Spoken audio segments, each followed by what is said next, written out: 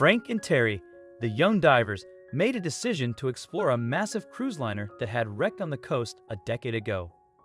Therefore, they embarked on their journey early in the morning. It wasn't apparent that the ship was structurally sound, and there was uncertainty about what awaited them within its confines.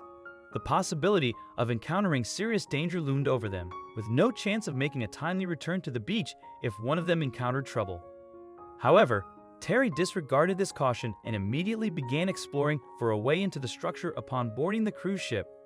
They both sensed the eerie atmosphere that pervaded the surroundings, the only audible sounds being the water slapping against the hull's bottom and the creaking of the metal frame.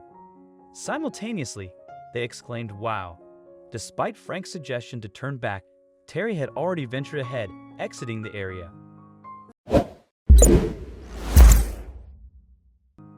First, they entered the large, airy main hall with its lofty ceilings and enormous staircase that led to the upper decks. They then made their way to the cabins.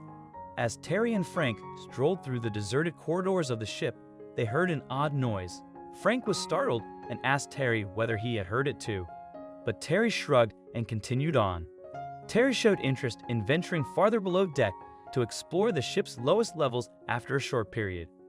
Their goal was at the top of a short stairway, but it was completely dark. The sound was far softer than a muffled scream, and it thoroughly terrified Terry and Frank.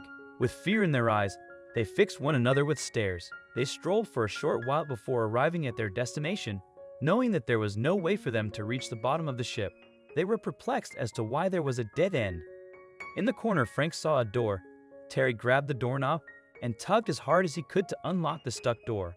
He listened intently with his ear to the door. "There is no doubt that the sound is emanating from within this space," he said, moving to stand next to Frank and doing the same, putting his ear to the door. Suddenly, they heard something that almost made their hearts stop beating, which surprised them. They could hear guys in boats coming toward the ship, their voices muted. The males seemed to be boarding the cruise ship as well because the boat was drawing nearer. "I knew this was a bad idea," Frank said. They understood how urgent their circumstances were. Returning swiftly to the stairway, they were about to start climbing when they heard a pair of rumbling footsteps from below. They whirled around, retrieved their flashlights, and ducked behind a stairway so they wouldn't be seen. The men were getting closer and closer, and they held their breath in anticipation. The sound of the men's heavy footfall filled the ship as they descended the metal staircase. Frank and Terry watched from where they were hidden as three men descended the stairs and headed directly to the locked door. Frank was able to see what was going on inside when the men abruptly opened the door. The low cry grew considerably louder. "We have to get out of here as soon as possible," he said to himself. Those men not only outnumbered Frank and Terry, but they were also significantly bigger and stronger than them. Furthermore, Frank noticed that one of them had a pistol, which further increased the risk of an already challenging circumstance. They knew it may take some time, so they made the decision to contact the police.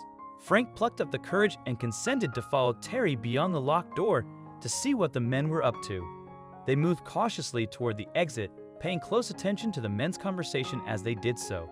Frank's heart felt like it was about to burst out of his chest, and he couldn't wait for the cops to arrive. Quietly, Terry said, "All right, I'm getting ready," with a hasty retreat into the darkness. Terry let Frank's eyelids open after being left behind in the room. The men bolted out the door and made their way toward the stairs. Frank and Terry came running out of the shadows and into the room. All they could hear were the faint sounds of footsteps. Terry forcefully opened the hefty door and went inside, but before Frank could follow, he heard the other men emerge from the basement. Frank stopped still in his tracks, not knowing what to do. In addition to the obvious physical confrontation between Terry and the other man, Frank heard a woman sobbing, even though it sounded like she had something caught in her mouth. Terry and Frank made a beeline for the woman. She was tied with duct tape covering her lips, chained to a chair. Terry released her legs, and Frank freed her hands. Even though they were far away, they could still hear the police sirens.